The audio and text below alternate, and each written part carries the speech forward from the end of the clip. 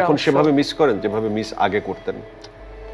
এই প্রশ্নের জবাব দেওয়ার প্রয়োজনীয়তা আমি মনে করছি না। মিস করা এমন একটি ব্যাপার যেটা টেলিভিশন সেটের দর্শকের সামনে দিতে হবে বলে আমি মনে করি না।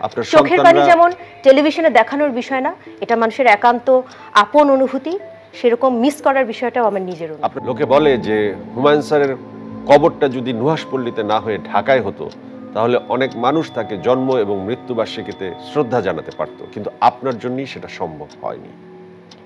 প্রিয় মানুষকে জন্মবার্ষিকী এবং মৃত্যুবার্ষিকীতে শ্রদ্ধা জানাবার জন্য কোনো কারণ লাগে না। হ্যাঁ, সেটার জন্য দূরত্ব ম্যাটার করে না। যদি প্রিয় মানুষ হয় তাহলে যে কোনো জায়গায় কবর যেখানেই হোক না কেন শ্রদ্ধা জানানো যায়। আমেরিকাতে চলে গেছেন, সেটেল হওয়ার চেষ্টা করছেন, গ্রিন কার্ড নিচ্ছেন, বাচ্চা দুটোকে নিয়ে আমেরিকায় আছেন।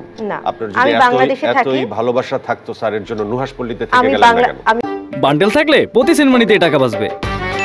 বিকাশ সেনমানি বান্ডেল কিনে জিতুন প্রতি লেনদেনে। আমি বাংলাদেশেই থাকি, আমেরিকাতে আমি একটা কোর্স করেছি 6 মাসের, এবং সেই কোর্স শেষ করে আমি ফিরে এসেছি, বাংলাদেশেই আমি আছি। আপনি তাদেরকে নিয়ে সেখানে গ্রিন কার্ডের জন্য অ্যাপ্লাই করেন? যখন যদি কখনো যাওয়ার দরকার পড়ে যাব। এটার সঙ্গে এখনই যাওয়ার তো কোনো প্রসঙ্গ আসছে না। আপনি কি বিষয়ে কোর্স করলেন? আমি সিনেমা বানানোর বিষয়ে, ফিল্ম মেকিং। সিনেমা আপনি বানিয়েছেন কৃষ্ণপক্ষ। জি। এরপর আপনার কি সিনেমা বানানোর ইচ্ছা আছে? এখন বলবো কেন, যখন বানাবো তখন দেখতে পাবেন। কোর্সে কি শিখলেন?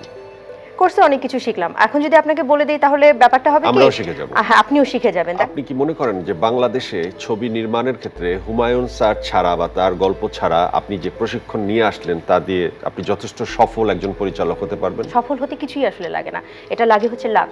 হ্যাঁ, অনেক ভালো ছবি বানিয়েও অনেকে সফল হতে পারে না, আবার অনেক খারাপ ছবি বানিয়েও অনেকে সফল হয়। আমি সফল হবার জন্য শিখিনি, আমার শিখতে ইচ্ছা করেছে তাই আমি। কিন্তু হুমায়ুন স্যার যা বানিয়েছেন তাই কিন্তু সফল হয়েছে, এবং আপনিও তার অংশ, আপনি অনেক অংশে জড়িত ছিলেন।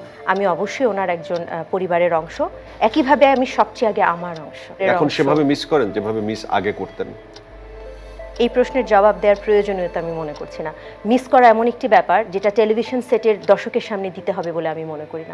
চোখের পানি যেমন টেলিভিশনে দেখানোর বিষয় না, এটা মানুষের একান্ত আপন অনুভূতি, সেরকম মিস করার বিষয়টাও আমার নিজের অনুভূতি।